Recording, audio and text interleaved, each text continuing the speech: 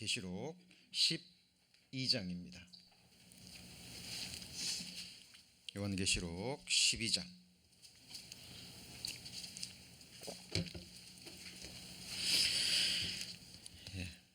1절부터 제가 봉독합니다. 하늘에 큰 이적이 보이니 해를 입은 한 여자가 있는데 그 발 아래는 달이 있고 그 머리에는 12별의 면류관을 썼더라. 이 여자가 아이를 베어 해산하게 되매 아파서 애써 부르짖더라.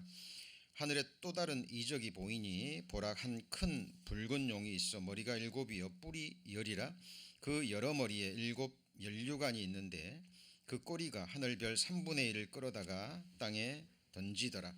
용이 해산하려는 여자 앞에서 그가 해산하면 그 아이를 삼키고자 하더니 여자가 아들을 낳으니 이는 장차 철장으로 만국을 다스릴 남자라. 그 아이를 하나님 앞과 그 보좌 앞으로 올려가더라. 그 여자가 광야로 도망하매 거기서 1260일 동안 저를 양육하기 위하여 하나님의 예비하신 곳이 있더라. 하늘에 전쟁이 있으니 미가엘과 그 사자들이 용으로 더불어 싸울세 용과 그의 사자들도 싸우나 이기지 못하여 다시 하늘에서 저희의 있을 곳을 얻지 못한지라. 큰 용이 내어 쫓기니 옛뱀 곧 마귀라고도 하고 사탄이라고도 하는 온 천하를 꿰는 자라. 땅으로 내어 쫓기니 그의 사자들도 함께 내어 쫓기니라. 오늘 말씀은 요한계시록 강의 38번째 시간입니다. 이제 읽은 말씀을 본문으로 해서 해를 입은 여자가 낳은 아들과 용의 전쟁이라는 제목으로 함께 말씀 배우겠습니다. 제목이 많이 난해하죠. 그리고 방금 읽은 내용이 이해하지 못할 여러 가지 상징적인 표현으로 기록되어 있습니다. 그러나 이 성경은 하나님의 성령의 감동하심으로 기록되어 있죠. 그래서 우리 구원받은 그리스도인들 안에 성령이 내재하고 계시고 역사하고 계십니다. 그리고 성령께서 이 성경을 풀어주시면 그리고 우리가 그것을 믿음으로 받아들이면 결코 어려운 내용이 아닙니다. 우리 성경에 기록된 우리에게 주신 약속해 주신 나라가 있죠. 야고보서에 보면 약속하신 나라라는 표현이 있고요. 히브리서에 보면 한번 같이 보실까요? 진동치 못할 나라. 진동치 못하다 그 말은 나라가 요동함이 없다라는 거예요. 영원한 나라, 완전한 나라이기 때문에 그리고 구원받은 그리스도인들에게 주님의 몸된 교회에게 성경은 말씀하십니다. 우리는 이미 진동치 못할 나라를 받았다라고 얘기를 합니다. 우리에게 주신 영원한 생명, 우리가 천국 가서 영원한 생명을 얻는 게 아니죠. 우리는 이미 영원한 생명을 얻었습니다. 영원한 생명을 얻은 자들이 이제 그 나라에 실지하는 그 나라에 들어갈 때 이 혈과 육은 하나님 나라를 유업으로 받지 못하거든요. 그래서 그 영원한 생명을 가지고 그 나라에서 썩지 않고 더럽지 않고 쇠하지 아니하는 그 영광스러운 기업을 누릴 수 있는 영생할 수 있는 완전한 몸으로 고린도전서 15장에 보면 하늘에 속한 신령하고 강하고 아름답고 하늘에 속한 그 몸을 입고 우리는 들어가게 되는 겁니다. 그것이 성경에서 말하는 우리에게 주시는 산 소망이에요. 지금 요한계시록 우리가 12장을 배우고 있지만 결론이 바로 그 내용입니다. 우리 지금 과정을 배우고 있는 거죠. 그래서 지금 마지막 때에 우리가 지금 두 발을 붙이고 있는 이 세상에서 일어날 일, 눈에 보이는 실제적인 이 육신의 눈으로 확인할 수 있는 일들도 있지만 오늘 배우시게 될 내용은 영의 세계에서 일어나는 영적인 세상에서 일어나는 우리 눈에만 보이지 않을 뿐 실제하는 전쟁에 관한 기록입니다. 어렵게 느껴질 뿐이지 성령께서 인도하심을 따라서 잘 따라오시면 쉽게 이해할 수 있습니다. 요한계시록 12장은요 우리가 앞서 배운 7장, 10장 그리고 11장에 이은 네 번째 나오는 삽경입니다. 네 번째 삽경이라는 의미가 무슨 의미냐면 성경에 기록된 22장 요한계시록 중에 삽경이 지금 8장이 나옵니다. 지금 우리가 7장, 10장, 11장은 배웠고요. 오늘 몇 장 배우죠? 12장을 배웁니다. 7장은 유대인 중에서 각 지파별 입맞은 자 14만 4천 명에 관한 이야기가 나오죠. 10장은 작은 책을 든 힘센 천사. 요한계시록 5장에 책 하나가 나왔죠. 그죠? 그 책 중에서도 또 하나님의 심판, 특별히 끝까지 하나님의 복음을 거절한 자들에게 주어지는 그 하나님의 무서운 진노가 기록된 책이 작은 책입니다. 그리고 우리 지난 두 주간에 배웠죠. 굵은 배운 입은 두 증인. 이 증인이 누구였습니까? 모세와 엘리야의 심령을 가진, 그죠? 바로 하나님이 세우신 두 증인이 나옵니다. 이 두 증인에 의해서 7장에 기록되어 있는 유대인 중에 14만 4천 명이 인을 받는 거예요.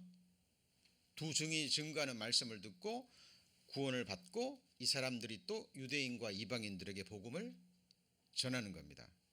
전 3년 반 동안. 그죠? 그리고 12장 이제 오늘 배울 내용인데 해를 입은 여자가 낳은 아들과 용과의 전쟁입니다.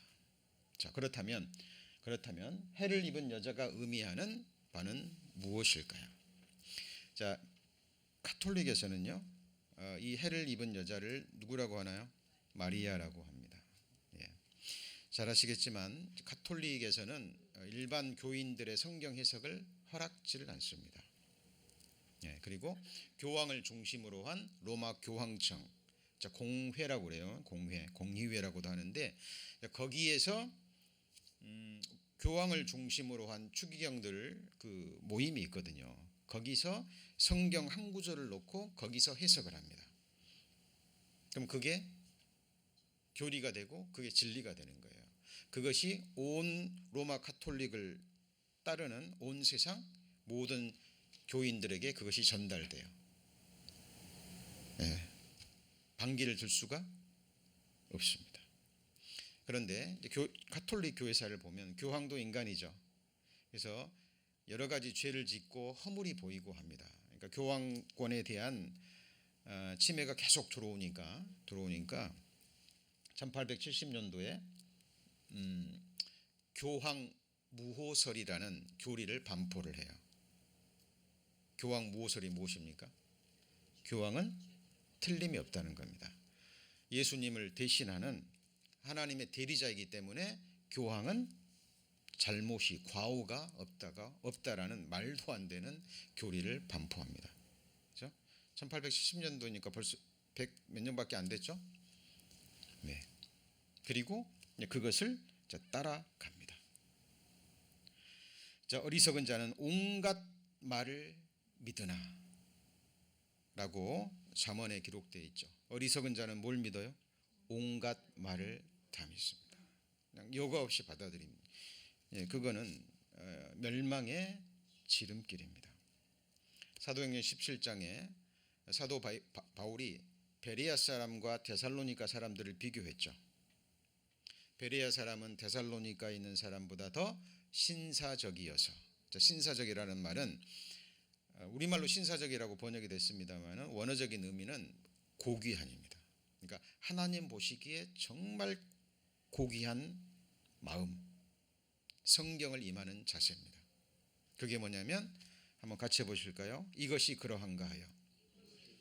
그러니까 사도 바울이 하나님 말씀을 전한다고 하니까 사도 바울의 입술에서 나오는 말이 정말 살아계신 하나님의 진리의 말씀인가? 이것이 정말 그러한가 하여 날마다 성경을 상고했다라는 것은 깊이 연구했다는 거예요. 누가요? 듣는 사람들이. 그 중에 믿는 자가 많았습니다. 그리고 믿는 자 중에 헬라의 귀부인들도 많았어요.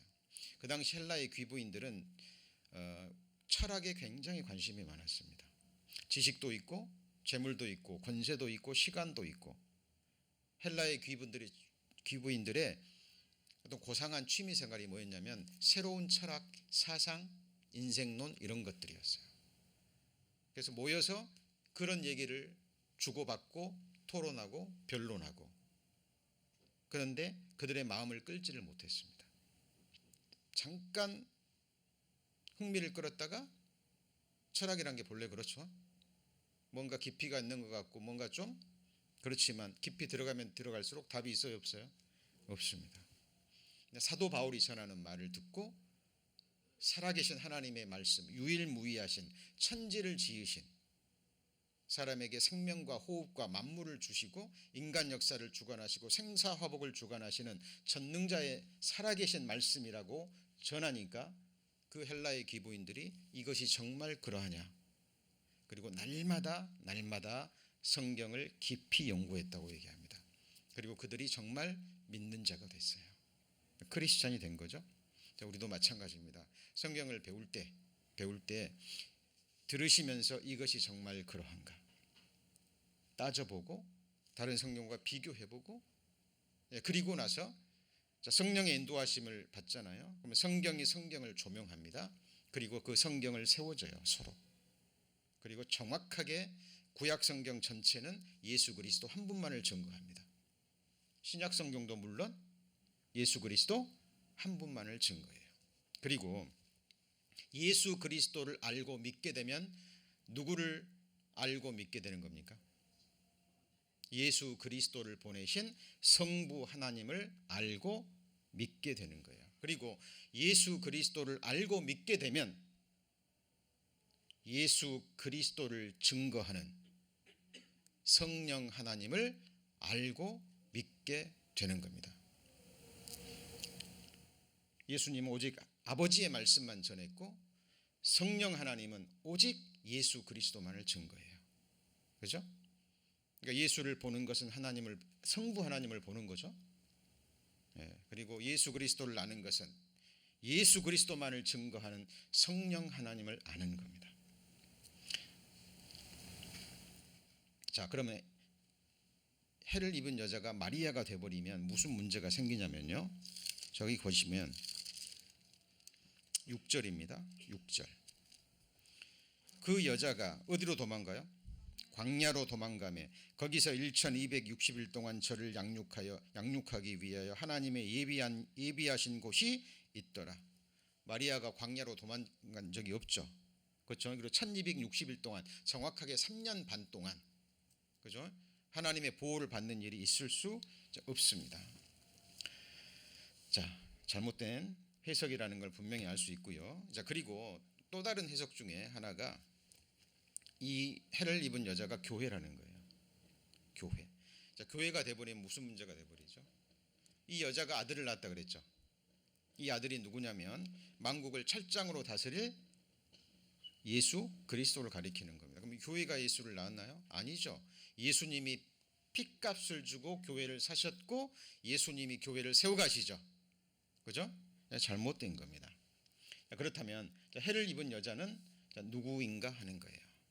근데 구약 성경에 익숙한 특별히 유대인 중에서도 구원받은 그리스도인들은요, 어렵지 않아요. 너무 쉬운 표현이에요. 이유가 뭘까요? 자, 이유는 이 말씀 때문에 그래요. 창세기 37장 9절 10절입니다. 한번 앞에 보실까요? 요셉이 다시 꿈을 꾸고 형들에게 고하여 가로되 내가 또 꿈을 꾼즉 해와 달과 그다음 뭐죠? 11별이 내게 절하더이다. 누가 꾼 꿈이에요? 요셉이 꾼 꿈입니다. 여기 뭐가 나오죠? 해와 달과 11별은 요셉을 제외한 11형제죠. 10명의 형들과 동생 벤자민. 그죠? 12아들을 가리키는 거예요.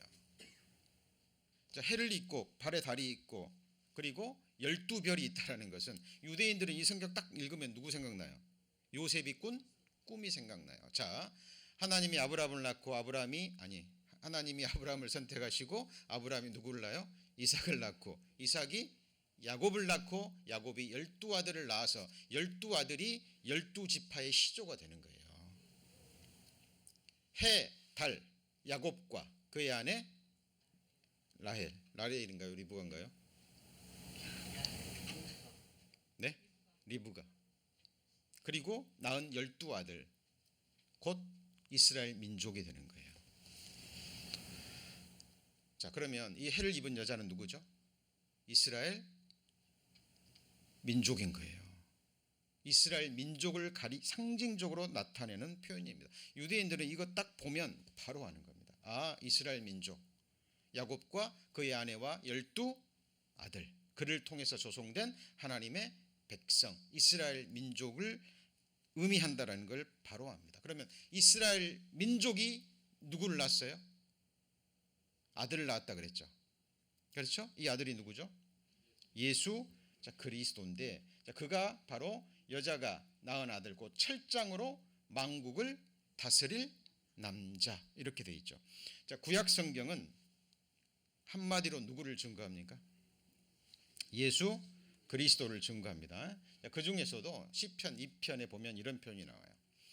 내가 영을 전하노라. 여호와께서 내게 이르시되 너는 내 아들이라. 오늘날 내가 너를 낳았도다. 누구를 통해서요? 물론 마리아를 통해서 낳습니다. 그러나 여기서 누구를 가리켜요? 이스라엘 민족을 메시아가 오는 모체로 선택하신 거예요. 자, 그리고 내게 구하라. 내가 열방을 유업으로 주리니 내가 소유가 땅끝까지 이르리로다. 내가 철장으로 저희를 뭐죠? 깨트림이여. 열방이 뭐죠? 온 세상 모든 민족이에요. 근데 하나님이 낳으신 아들이 철장을 가지고 열방을 어떻게 한다고요? 깨트립니다. 언제 깨트리죠? 요한계시록 끝부분 7년 환란 마지막 7 대접의 심판, 그렇죠?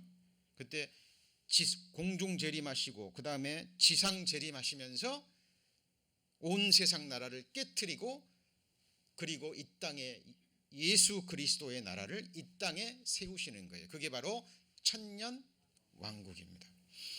여러분, 지금 우리가 배우는 이 말씀은 진리의 말씀입니다. 거짓 없으신 성령 하나님께서 기록하시고 몸된 교회에 풀어주시는 진리의 말씀이에요. 그리고 구원받은 그리스도인들은 그동안 배우신 말씀들을 이렇게 연결하고 따라오시면 보입니다. 네. 자, 이 말씀 잘 아시죠? 예수님이 직접 하신 말씀이죠. 너희가 성경에서 뭘 얻는 줄 생각하고요? 영생을 얻는 줄 생각하고. 그 말은 성경 공부하는 첫 번째 목적이 뭐예요? 영생 얻는 거예요. 영생 얻는 겁니다. 자, 그리고 성경에서 영생을 얻는 줄 생각하고 성경을 뭐 하죠? 상고가 뭐예요? 대충 듣는 거예요? 그냥 아무 말이나 그냥 교회에서 선포되는 말씀은 다 믿습니까? 그러면 안 돼요. 그러면 안 됩니다. 그리고 구별하는 방법이 있습니다. 자, 단상에서 말씀을 전하는 자는 때를 따라 하나님께서 쓰임 받으시는 도구에 불과합니다. 합당하면 끝까지 쓰임 받을 것이고, 그렇지 않으면 하나님의 손에 버려지는 거예요.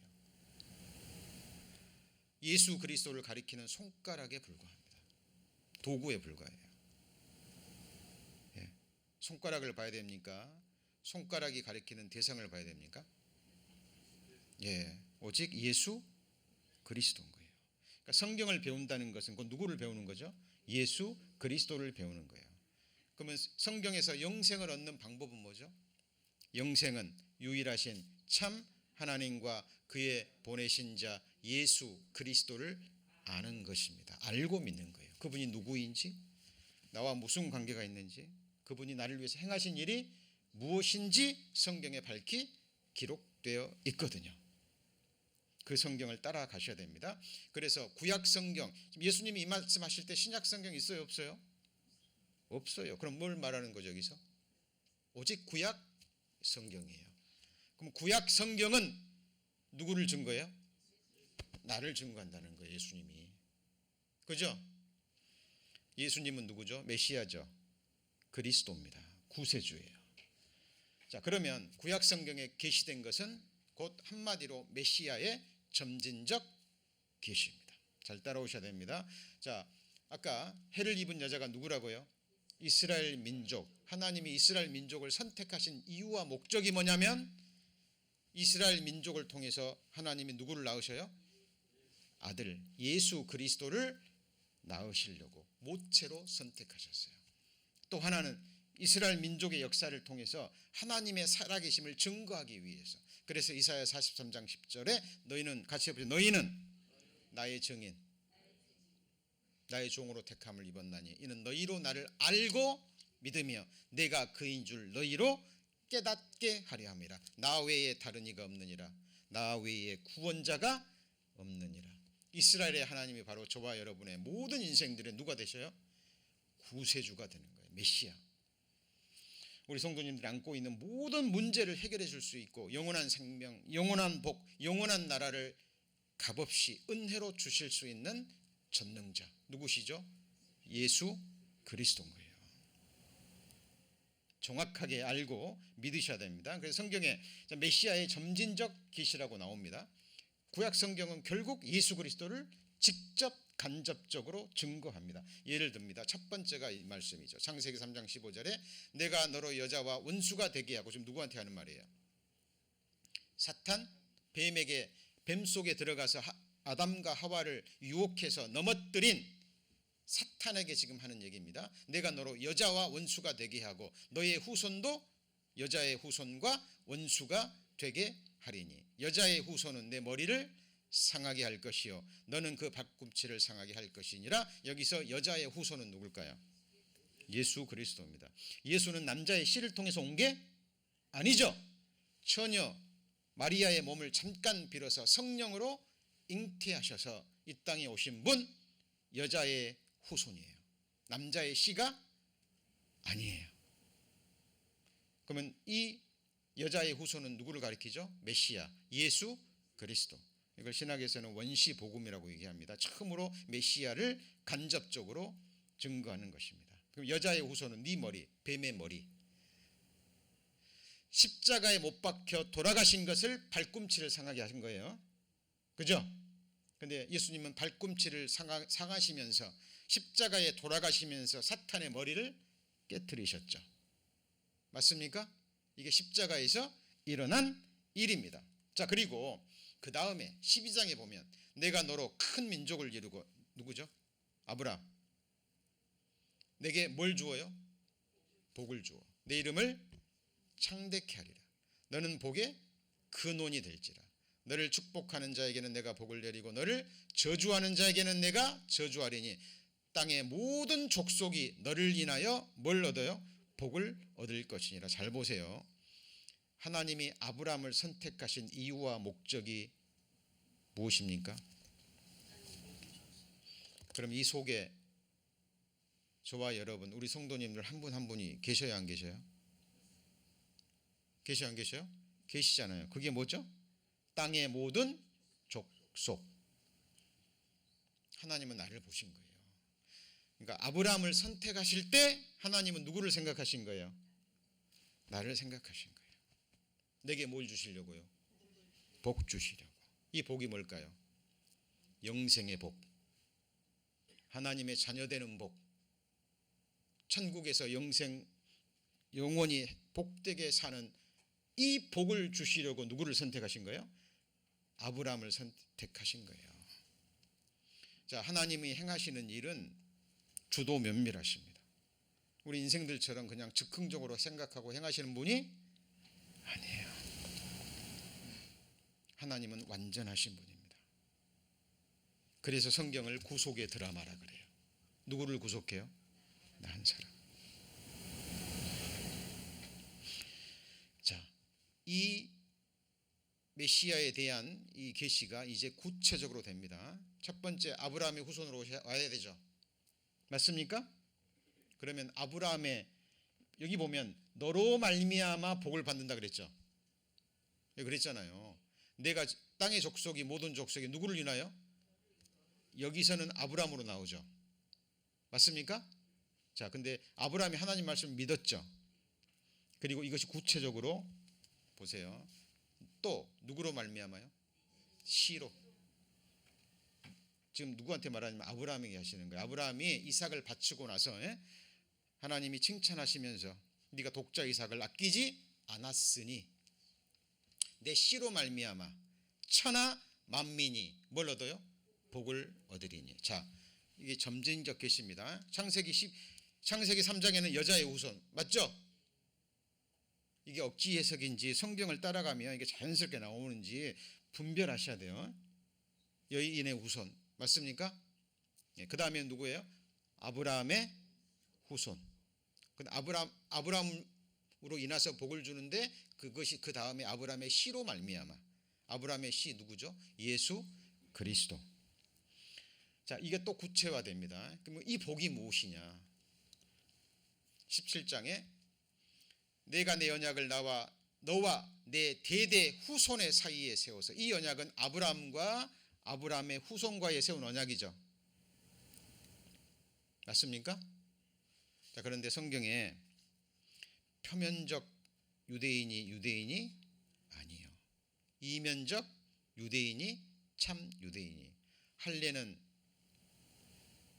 마음에 할지니. 그죠? 그래서 예수님이 사역하실 때 육신의 혈통으로 태어난 유대인들에게 아브라함의 자손이라 말하지 말라 그랬죠.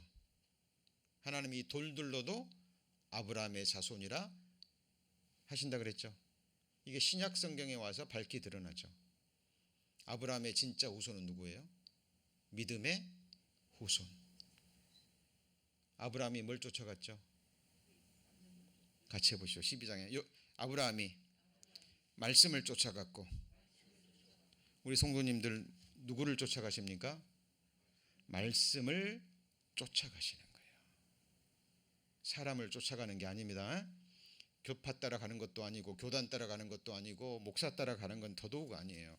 말씀 따라가는 겁니다. 성경을 분별해서 듣고 이것이 정말 그러한가 따지고 또 따지고. 왜? 저와 여러분의 영원한 생명이 걸린 문제예요. 확실한 것을 붙잡고 가셔야 됩니다. 자, 이 복이 무엇이냐? 다른 게 아니에요. 너와 내 후손에 뭐가 돼요? 하나님이 최고의 복이에요. 여러분, 전지전능하신 하나님이 우리의 하나님이 되고 우리는 하나님의 백성이 되고 아들이 되는 복, 최고의 복입니다. 맞습니까? 이거 하나님의 백성이 되게 해주겠다는 복이에요. 이것보다 더 큰 복 있으면 말씀해 보세요. 이 복을 주셨죠. 자, 그리고 잘 보세요. 아브라함의 후손이죠. 더 구체적으로 나와야 돼요. 그럼 아브라함이 12아들이잖아요. 12별이죠. 그죠? 그럼 12아들 중에서도 누구요?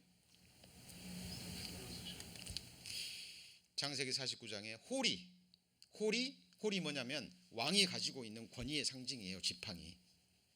왕이 가지고 있는 지팡이, 이걸 뭐라 그래요? 홀이라 그래요. 홀이 누구를 떠나지 않아요? 유다를 떠나지 않아요. 치리자의 지팡이가 그 발 사이, 치리자 통치자의 지팡이가 그 발 사이에서 떠나지 아니하시기를, 누가 오기까지요? 실로가 오시기까지 미치리니 그에게 모든 백성이 복종하리로다. 그러면 이 치리자는, 이 통치자는 누구를 통해서 와야 돼요? 유다 지파를 통해서 와야 돼요. 누구 지파요? 유다 지파. 지금 우리가 뭘 배우는 거죠? 메시아가 계시되는데 지나가면서 구체화되죠. 그렇죠? 그러면 이 실로가 누군데요? 실로가 오시기까지. 자, 실로는 자, 이렇게 발음이 됩니다. 안식을 주는 자, 평화를 만드는 자. 누구죠? 영원한 안식, 영원한 쉼, 그리고 진정한 마음의 평강과 하나님과 우리와 그리고 사람 간의 화목을 주시는 자가 누구죠? 예수 그리스도의 십자가의 피가 아니면 하나님과 우리 사이는 화목될 수 없어요. 사랑과의 상계도 주님의 피가 아니면 화목되지 않아요. 우리가 1만 달란트 빚진 자라는 것, 그 큰 빚을 하나님 앞에 완전히 탕감받은 자라는 걸 철저히 깨달은 자, 그 사람이 나에게 100데나리온, 200데나리온, 1000데나리온 빚진 자를 뭐 할 수 있어요? 뭐 할 수 있어요? 용서할 수 있는 거예요. 탕감해 줄 수 있는 겁니다. 그래서 주의 기도에 들어보면 주의 기도 속에요, 정말 기가 막힌 우리의 기도의 제목에 핵심이 들어있는 거예요. 하늘에 계신 우리 아버지여, 이름이 거룩히 여김을 받으시며, 나를 구원해 준 이름이죠. 나라가 임하옵시며 뜻이 하늘에서 이룬 것 같이 땅에서도 이루어지소서. 오늘날 우리에게 일용할 양식을 주옵시고, 두 가지죠. 육신의 양식 그리고 영혼의 양식, 날마다. 그 다음에 뭐죠? 우리가 우리에게 죄 지은 자를 사하여 준 것 같이. 그 근거가 뭐죠? 내가 너희를 용서한 것처럼 너희도 서로 용서하라. 그러니까 구원받은 그리스도인들이 구원받은 이후에 주님 앞에 죄 짓지 않는 사람이 있어요, 없어요? 없어요. 우린 거룩을 계속 갈망해야 됩니다.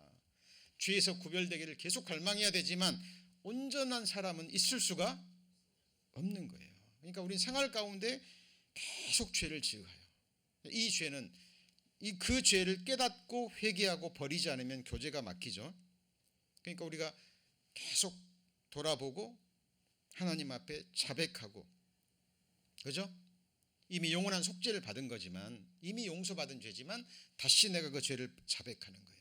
그때 하나님이 또 그 죄를, 하나님이 생활 가운데 씻는 죄를 말하는 겁니다. 그리고 다시 우리와 교제를 회복해 주시는 거죠. 화목을 만드는 자, 안식을 주시는 자, 오직 누구를 가리키죠?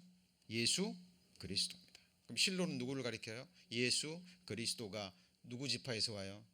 유다 지파에서 옵니다. 자, 이 말을 배우시고 이걸 딱 이 말씀을 또 드리면 여자의 후손으로 와셔야 되고, 맞죠? 아브라함의 씨로 와야 되고, 아브라함의 씨도 많죠. 그 중에서도 유다 지파, 물론 야곱이죠. 이스마엘을 통해서 오면 안 돼요. 이스마엘도 아브라함의 자식이잖아요. 근데 그건 약속의 자식이 아니고 육신의 자식이죠. 자, 그 다음에 이제 유다 지파 중에서도 그 다음에 또 누구예요? 또 다윗이 누구 지파죠? 유다 지파예요. 다윗이. 그리고 이제 사무엘하 7장에 가서 이 아브라함의 언약이 구체화됩니다. 지금 하나님이 다윗에게 말씀하시는 거예요. 네 수완이 차서 네 조상들과 함께 잘 때 내가 네 몸에서 날 자식을 네 뒤에 세워. 1차적으로는 솔로몬입니다. 2차 궁극적으로는 누구예요? 예수 그리스도예요. 자, 물어보죠. 예수 그리스도는 누구의 자손이에요? 아브라함과 다윗의 자손 예수 그리스도의 세계라. 자, 그 말은 육신의 씨를 말하는 게 아니고 예수님의 어머니, 그죠? 마리아가 다윗의, 그죠? 아브라함의 후손이고 다윗의 후손이에요. 그리고 그의 양아버지 요셉이 바로 똑같이 유다 지파고 다윗의 후손인 거예요. 자, 예수 그리스도를 말합니다. 내 뒤에 세워서 뭘 경고케 합니까? 나라를 경고해. 그러니까 예수님이 오셔서, 메시아가 오셔서 하시는 일이 뭐예요? 나라를 경고케 하고, 예수님이 오셔서 내 이름을 위하여 뭘 건축해요? 집을 건축하고, 하나님은, 성부 하나님은 그 나라 뭘요? 스토막이 아니고 뭐예요? 스론이에요. 보좌를 영원히 경고케 하리라. 자, 그러면 이 나라는 무엇이고 집은 무엇이고 보좌는 무엇일까요? 여러분, 성경은 마지막으로 실상을 향해서 나가요. 정확하게 무엇을 가리키는지. 여자의 후손이 실상이 돼서 오신 분이 누구죠? 예수 그리스도잖아요. 맞죠? 그럼 예수님이 오셔서 나라를 나라를 경고케 한답니다. 집을 건축한대요. 보좌를 영원히 경고케 한대요. 그러면 이 나라, 집, 보좌가 뭐냐 그 말이에요. 자, 성경은 예수 그리스도와 나를 증거합니다. 예수 그리스도를 증거하고 예수 그리스도의 마음이 누구를 향해 있냐면 나를 향해 있어요. 같이 보시죠. 사람이 무엇이 간데? 사람이 무엇이 간데? 주께서 나를 생각하시며. 예수님이 말씀하셨죠. 네 보물 있는 곳에 뭐가 있어요? 네 마음이 있는 거예요. 하나님이 우리에게 마음을 두셨다라는 것은 하나님의 보배는 누구라는 거예요? 나라는 거예요. 여호와 보시기에 나는 존귀한 자라. 만국의 보배 예수 그리스도를 십자가에 버리셨어요. 누구 얻으시려고? 우리 성도님들 한 분을 얻으시려고, 사시려고 아들을 죽여서 핏값으로 우리 성도님들 한 분 한 분을 뭐 하셨어요? 사셨어요. 이게 복음입니다. 이게 복음이에요. 그러니까 우리 성도님들 결코 우리 성도님 자신을 함부로 여겨서는 안 돼요. 네? 육신의 눈으로 나를 바라봐도 안 되고 육신의 눈으로 성도들을 바라보셔도 안 돼요. 하나님 보시기에 존귀한 자기 때문에. 그래서 성경에 미워하는 자, 뭐하는 자예요? 살인하는 자. 눈 한 번 흘기는 것도 지옥 가는 죄. 노하는 한 것도 살인하는 죄. 이게 뭐예요? 사람의 존귀함을 나타내는 겁니다. 여러분, 그 사랑이 완전히 이루어지는 나라가 사랑의 아들의 나라, 바로 천국이에요. 자, 그러면 이 나라, 집, 보좌가 누구냐? 우리를 가리켜요. 그럼 나라를 경고케 한다는 건 다른 말로 뭐예요? 나를 경고케 하는 거예요. 왜? 나라의 3요소, 국가의 3요소가 뭐예요? 왕권, 주권, 그 다음에 백성, 그 다음에 땅이 있어야 돼요. 여러분, 대한민국이라는 나라가 경고케 되려면 누가 경고케 돼야 돼요? 대한민국 백성 한 사람 한 사람이 경고케 되면 그 나라가 어떻게 되는 거예요? 경고케 되는 거예요. 하나님 나라가 경고케 되려면 하나님 나라의 구성원이 되는 한 백성 한 백성이 어떻게 되면요? 경고케 되면 그 나라는 경고케 되는 거예요. 제가 늘 말씀드리죠. 어떤 사람이 나는 왕이다. 그리고요 큰 땅을 가지고 있고 나무로 만든 금으로 만든 보좌에 딱 앉아서 나는 왕이다 그래요. 왕이에요, 왕이 아니에요? 네? 아무것도 아닌 거예요. 금으로 만든 보좌가 보좌입니까? 백성이 많은 것은 왕의 영광이에요. 백성 없는 나라는 존재할 수 없다니까요. 그러면 예수님이 오셔서 성부 하나님이 말씀하시는 거예요. 지금 다윗에게, 우리 성도님이 다윗이라고 생각해 보세요. 내가 네 후손, 네 몸에서 날 자식을 내가 세워서 나라를 경고케 하겠다. 그럼 그 아들은 내 이름을 위하여 집을 건축할 것이다. 그리고 나는 그 나라 위 보좌를, 그 왕권을 내가 영원히 경고케 하겠다. 이게 하나님의 언약이라니까요. 누구한테 주신 언약? 다윗에게 주신 언약. 그래서 이것을 같이 해보시죠. 다윗의 언약. 성경은 언약의 책이에요. 그 언약을 이루시기 위해서 오신 분이 바로 다윗의 후손 예수 그리스도라니까요. 그 메시아가 누구를 통해서 왔어요? 해를 입고, 그죠? 해를 입고 발에 달이 있고 12별이 있는 이스라엘 민족을 통해서 하나님께서 철장으로 열방을 깨트리고 다스릴 메시아를 주시겠다는 거예요. 어려워요, 쉬워요? 성경을 알면 밝히 드러나는 겁니다. 자, 그 다음에 그러면 이 나라와 집과 위가 우리라는 말씀을 이따가 찾아보고요. 그 다음에 이는 한 아기가 우리에게 낳고 한 아들을 우리에게 주셨는데, 여기 보세요. 이사야 9장 6절. 이 앞에 보면 처녀가 잉태하여 아들을 낳는다 그랬죠. 그죠? 자, 그런데 그 아들이 누구냐? 아들이 누구죠?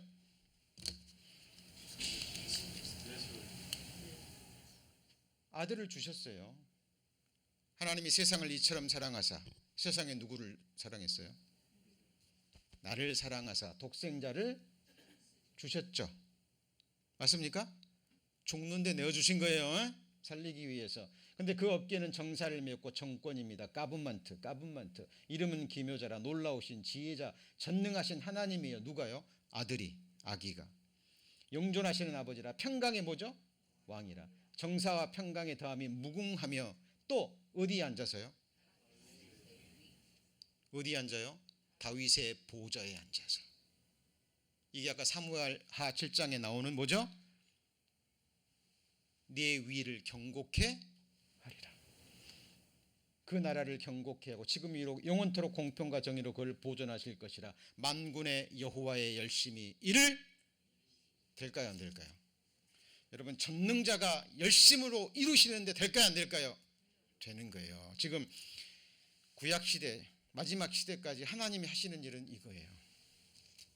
세상에서 한 사람 한 사람 불러내셔서 구원시키셔서 피로, 그리고 피의 능력과 역사로 행실까지 거룩히 해서 온전케 해서 나중에는 몸까지 완전케 해서 하나님 나라의 한 백성으로 세우시는 거예요. 하나님이 인류 역사를 시작하시고 경영하시고 아직도 역사를 이끌어 가시는 이유는 이거 한 가지입니다. 이거 한 가지예요. 자, 그리고 여기 보시면 사무엘하 7장에 16절에 내 집과 내 나라가 내 앞에서 영원히 보존되고 내 위가 영원히 경고하리라 하라. 내 집, 내 나라, 내 위. 같이 해보죠. 집, 나라, 위. 누구를 가리켜요? 우리입니다.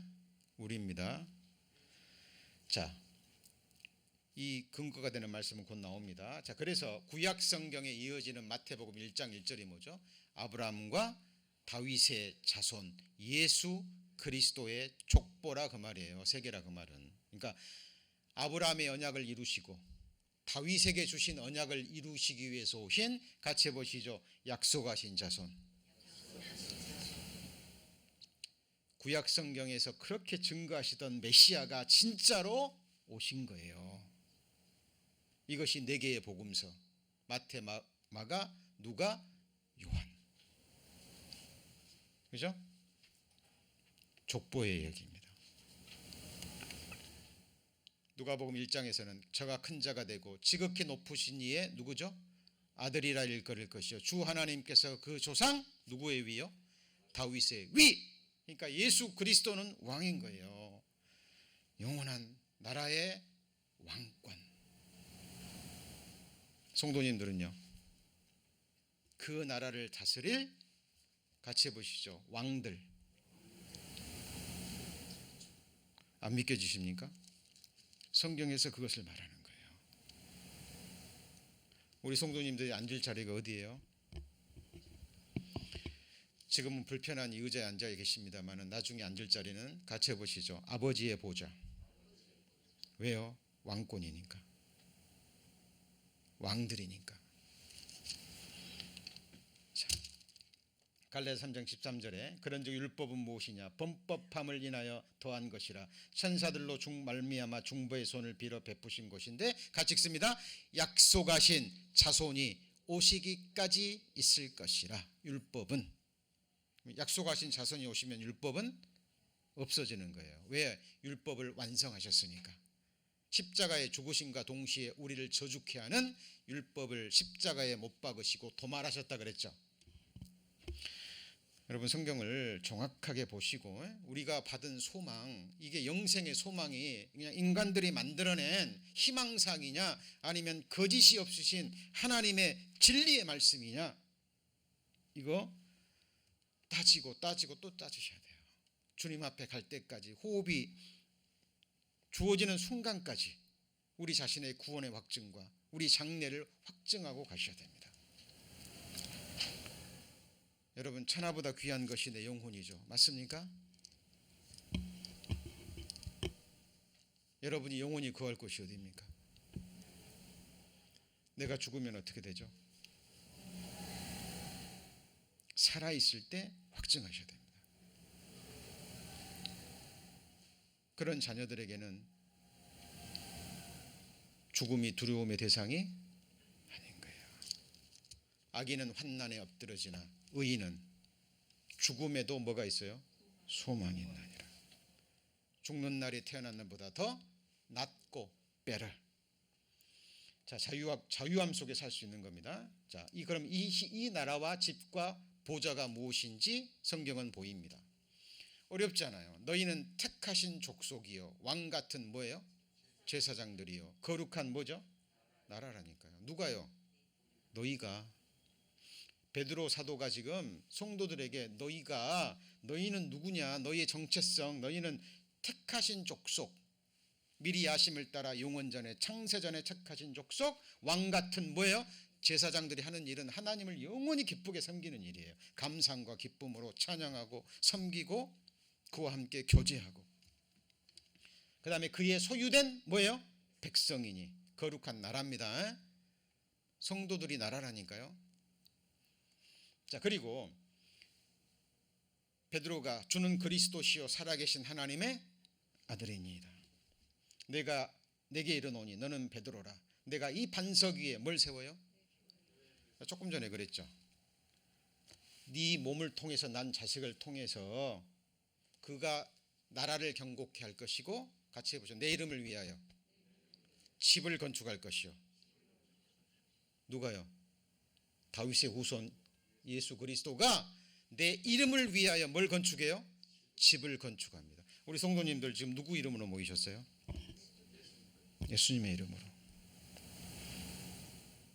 그리고 주님의 이름으로 기도하죠. 주님의 이름으로 생각하고 말하고 행하려고 우리는 힘씁니다. 내 교회를 세우리니. 그러면 교회가 뭘까요?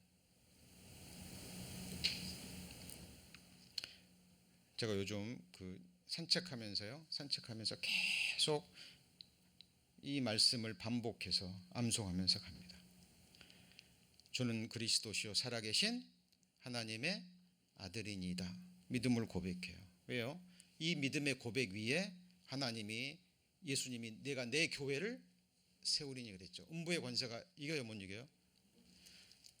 교회는 주님의 것이고 주님이 세우십니다. 주님이 피로 사셔요. 지키십니다.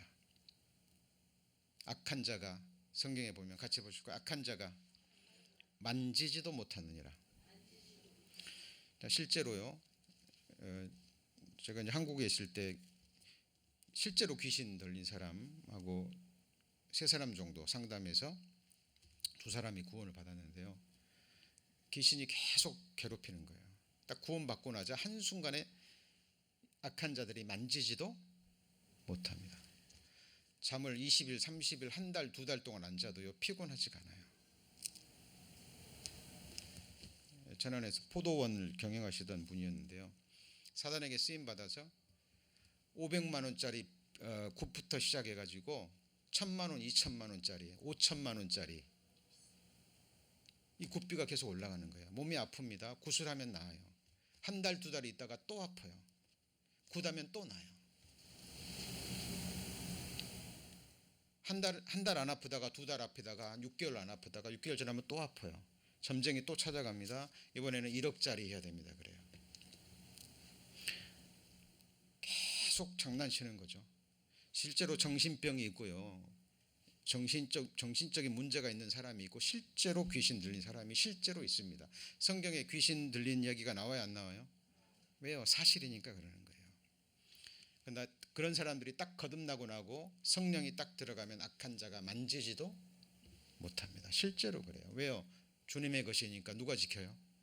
주님이 실제로 지키십니다. 그럼 이 집이 무엇이냐? 만일 내가 지체하면 너로, 누구 집에서요?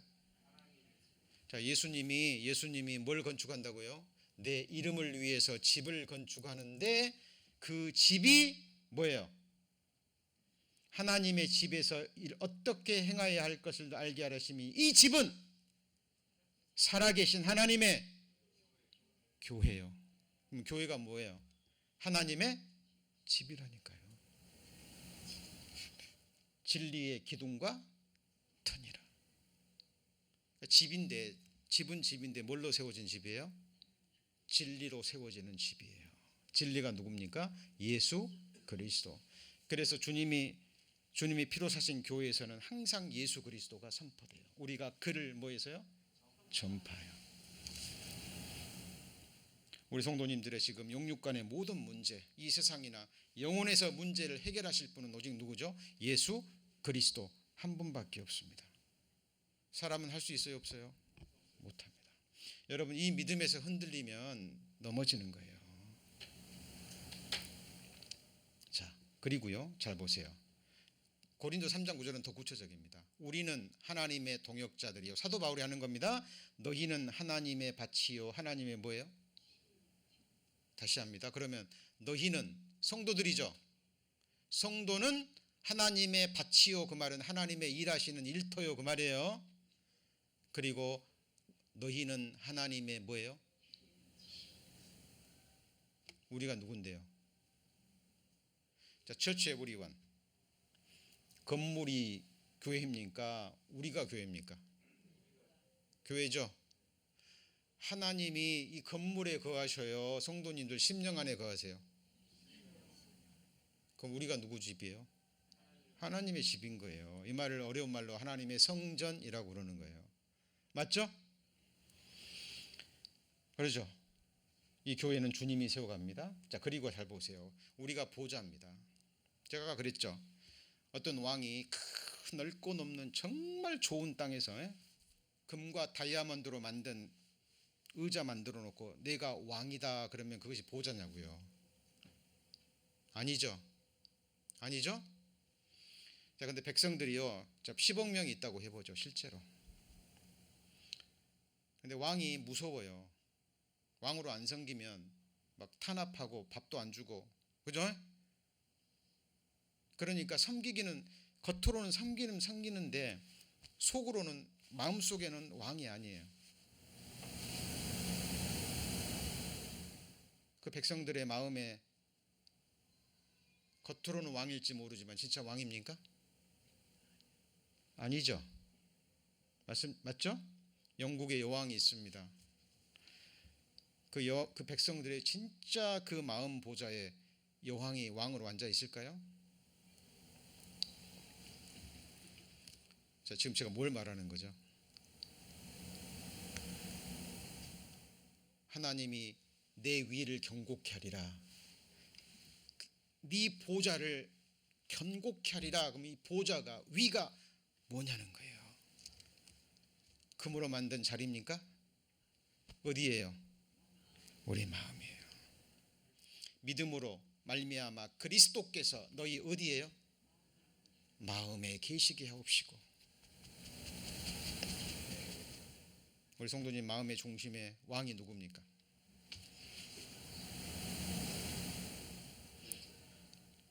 이게요, 주님 오시면 딱 결판이 나는 거예요. 드러나는 거예요.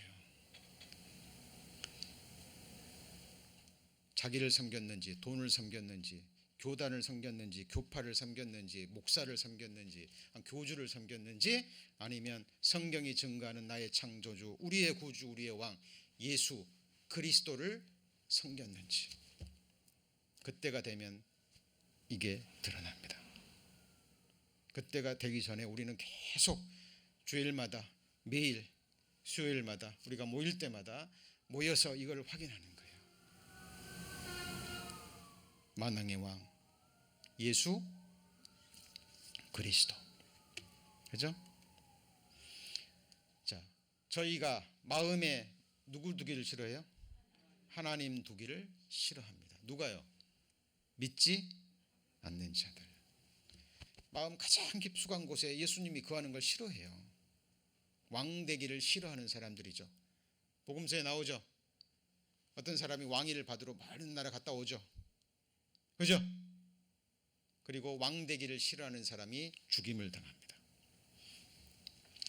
자, 지금 우리가 뭘 배운 거죠? 지금 요한계시록 12장에 나오는 해를 입고 달이 있고 12별이 있는 이 여자가 누구예요? 예수 그리스도죠. 맞습니까? 자, 그리고 요한계시록 12장 잘 보세요. 자, 이 12장 2절, 이 여자가 아이를 베어 해산하게 되며 아파서 애써 부르짖습니다. 자, 하늘에서 또 다른 이적이 보이니 보라, 한 큰 붉은 용이 있어 머리가 7이요 뿔이 10이라 그 여러 면류관에 7 면류관이 있는데 4절입니다. 그 꼬리가 하늘별 3분의 1을 끌어다가 던지더라. 용이 해산하는 여자 앞에서 그가 해산하면 그 아이를 삼키고자 하더니 용이 누구죠? 9절에 보면 이거는 해석할 것도 없죠.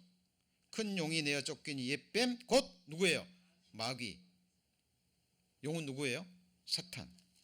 그러면 이 용이 아이가 해산하려고 하는데 아이를 삼키고 했죠. 죽이려고 했습니다. 뭘 가리키는 걸까요?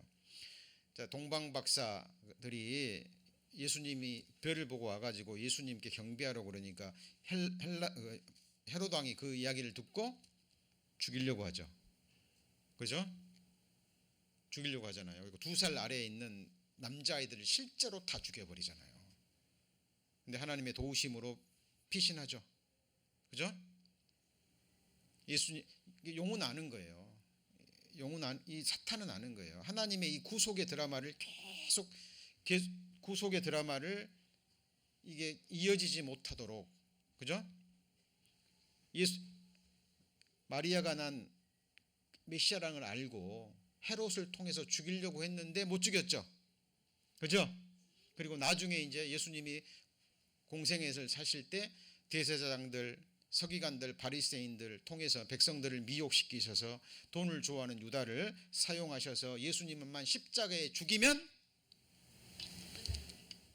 이 길이라고 생각하고 실제로 죽였는데 예수님은 승리를 외쳤죠. 그죠? 잘 생각하셔야 됩니다. 자, 그래서 용이 계속 죽이려고 하는 거예요. 근데 이제 예수 그리스도를 통해서 승리를 못 얻었죠. 그죠? 두 번째 대상이 누가 되냐면 이스라엘 민족이 천년 왕국, 이 땅에 하나님의 예수 그리스도의 왕국이 실제로 세워지면 제사장 나라를 해야 되는 민족이 누구예요? 이스라엘 민족이에요. 이제는 두 번째 이스라엘 민족을 없이하면 돼요. 누가요? 사탄이. 그 역사가 계속 있어 왔어요.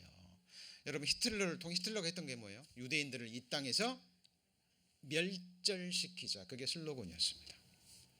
그리고 구약에 보면 하만이라는 사람이 유대인을 멸절시키려고 했죠. 그죠? 누구의 역사예요? 사탄의 역사예요. 7년 환란에 들어와서 이제는 적 그리스도가 이스라엘 민족을 뭐라고요? 멸절시키려고 하는 거예요. 특히 후 3년 만에.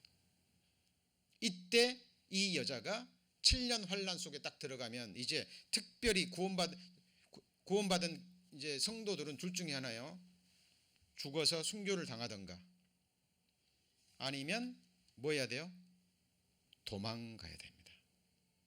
뭐 해야 돼요? 도망간다 그랬잖아요. 자, 보세요. 12장 6절. 그 여자가 광야로 뭐 하죠? 도망하매. 왜 도망해요?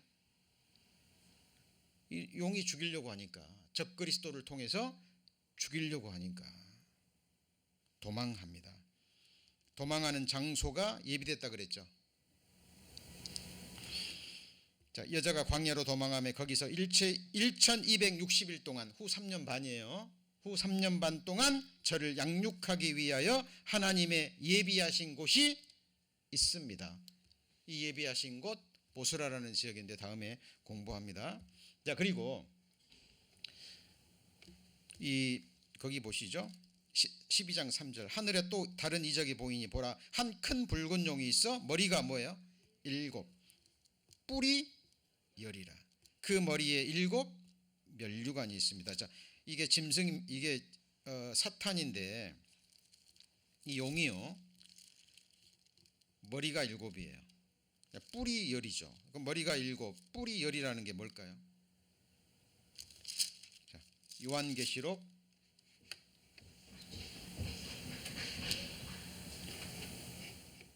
17장 10절을 찾습니다. 요한계시록 17장 10절에 또 7 왕이라. 5은 뭐였죠? 망하였고 하나는 있고 다른 이는 아직 이르지 아니하였으니 이르면 반드시 잠깐 동안 계속하리라. 자, 7 왕은 사탄이 이 세상 지배하는 나라를 말하는 거예요. 이 나라가 구체적으로 어떤 나라일까요? 이 나라가 다니엘의 금신상과도 연관이 있습니다. 이미 5나라는 망하였고 현재는 있고, 어느 시대예요? 지금 사도 요한이 이 요한계시록을 기록될 당시에 있는 나라가 뭐였죠? 로마입니다. 로마. 앞에 있는 5나라 이미 망했고 있고 이르지 아니한 나라, 이게 다니엘 금신상과 함께 마지막 열국을 가리킵니다. 자, 이 부분은 좀 설명이 요하기 때문에 다음 시간에 이 내용을 배울 겁니다. 자, 오늘 말씀 정리합니다. 요한계시록 12장 1절에 하늘에 큰 이적이 보이니 해를 입은 한 여자가 있는데 발이 아래에 있고 머리에는 12의 면류관이 있습니다. 누구예요? 이스라엘 민족입니다. 이 여자가 낳은 아들이 누구죠? 철장으로 만국을 다스릴 예수 그리스도. 예수 그리스도의 생애를 간단하게 요약한 거예요. 예수님이 십자가에 죽으시고 부활하시고 승천하셨죠. 보좌에 이끌려 올라가셨잖아요. 그리고 하늘에 앉아 계시죠. 예수 그리스도의 생애를 가장 간단하게 표현한 겁니다. 그리고 이제 이 여자를 낳은 아들을 낳은 여자를 용이 죽이려고 하니까 뭐하죠? 도망합니다. 특별히 이제 7년 환란 후반부에 적그리스도가 성전에 자기를 앉아 하나님이라고 하고, 특별히 예수 믿는 유대인들, 그죠? 유대인들 중에 이제 14만 4천 명의 전도를 받고 구원받은 성도들이 적그리스도 섬겨요, 못 섬겨요? 못 섬기잖아요. 그죠? 그러니까 이제 죽임을 당한 사람도 있고, 이 말씀대로 하나님이 예비하신 곳으로 도망가서 3년 반 동안 양육을 받는 거예요. 여러분, 이것이 이 땅에서 일어날 실제 장례사입니다. 이대로 될까요, 안 될까요? 되는 겁니다. 근데 저와 여러분은 지금 이때 어디 있어요? 이미 들림 받아 있어요. 그죠? 이건 이 땅에서 일어날 7년 환란은 여호와의 7절기 중에서 6번째, 같이 해보죠. 속죄절. 이스라엘이 민족적으로 회개하는 절기고, 다니엘의 70일의 가운데 마지막 1회에 해당되는 거예요. 자, 그리고 사탄은, 용은 누구죠? 사탄, 그죠? 그리고 용의 전쟁, 아들과의 전쟁은 이게 거룩한 영적 전쟁입니다. 하늘에서 전쟁이 무엇이었는지 이거 다음 시간에 배우시고, 그 다음에 이미 다섯은 망했고 지금은 있고 아직 이르지 아니하는 나라가 어떤 나라인지 다음 시간에 계속 이어서 배우십니다.